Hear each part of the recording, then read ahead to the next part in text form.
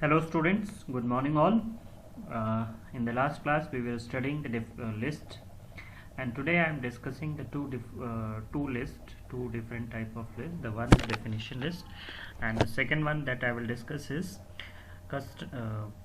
nested list or list within a list. In the last class I have already explained definition list, but you people have not practiced about it. आपने practice नहीं किया था. That's why I am again explaining about it. Definition list is used to define the definition of any term, like in encyclopedia or in dictionary. You might have seen the word has a particular definition. So how to define the definition of any word? For that type of list we use definition list. For the defining of the definition list we use three different type of tags. DL,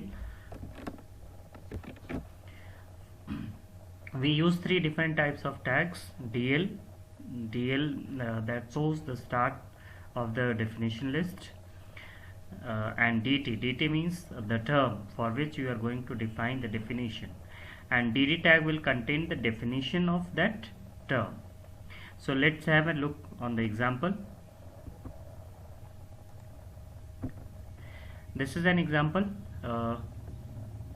See here in the body tag I am using a DL tag. DL tag is showing the definition list is starting from this place, and next term is a DT. DT में मैंने लिखा है HTML, और HTML की यहाँ पे definition लिखी हुई है. Definition is this stands for hypertext markup language, and the definition is ending here.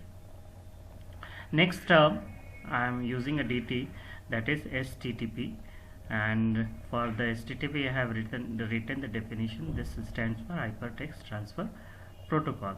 So it's quite easy. I hope you understood the concept and you can write your own. And as much the DT you have, you can increase that list, and at the end of the list you can you have to close this DL tag and then body tag. Next is, this is the output. See, it will look like this. ये हमारा term है HTML, उसकी definition, फिर HTTP, फिर उसकी definition. Next is a nested list. Nested list means when we combine ordered list into unordered list or vice versa. Vice versa means या तो हम ordered list के अंदर unordered को combine करें या unordered list के अंदर ordered list को combine करें. तो ऐसा composition जो है वो बोला जाता है nested list. See, देखिए मैंने यहाँ पे दोनों लिस्ट का एग्जांपल दिया है. First this example is ordered list के अंदर अनऑर्डर्ड लिस्ट को यूज़ किया है. यहाँ पे अनऑर्डर्ड लिस्ट के अंदर ऑर्डर्ड लिस्ट को यूज़ किया है मैंने. So this the nested list looks like that. तो यहाँ पे अब हम क्या कर सकते हैं इस लिस्ट को बनाने के लिए. सबसे पहले हमें इस लिस्ट के लिए यहाँ से OL टैग स्टार्ट करना होगा. OL इज ऑर्डर्ड लिस्ट, और फिर यहाँ से हमें अनऑर्डर्ड लिस्ट को UL टैग को स्टार्ट करना होगा. वैसे ही यहाँ पे हमारा ये UL जो लिस्ट होगी, अनऑर्डर्ड लिस्ट जो होगी वो क्लोज हो जाएगी. फिर यहाँ पे ऑर्डर्ड लिस्ट के लिए सेकेंड LI यूज़ किया जाएगा, और यहाँ पे ऑर्डर्ड लिस्ट के लिए थर्ड LI यूज़ होगा.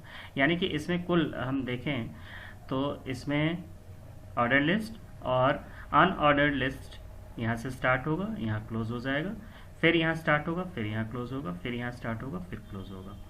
इन द सेम वे इस लिस्ट को अगर हम देखें तो ये अनऑर्डर्ड लिस्ट से स्टार्ट होगा और यहाँ पे ऑर्डर्ड लिस्ट स्टार्ट होगा, यहाँ क्लोज हो जाएगा. तो let's have a look on the HTML one by one. This is the first example. Body OL tag मैंने यहाँ से स्टार्ट किया फॉर द 1, और 1 और 2 3 न्यूमेरिक है तो हमें टाइप देने की ज़रूरत नहीं है. उसके बाद मैंने लिखा है LI टैग OL के अंदर फीड कैट ये.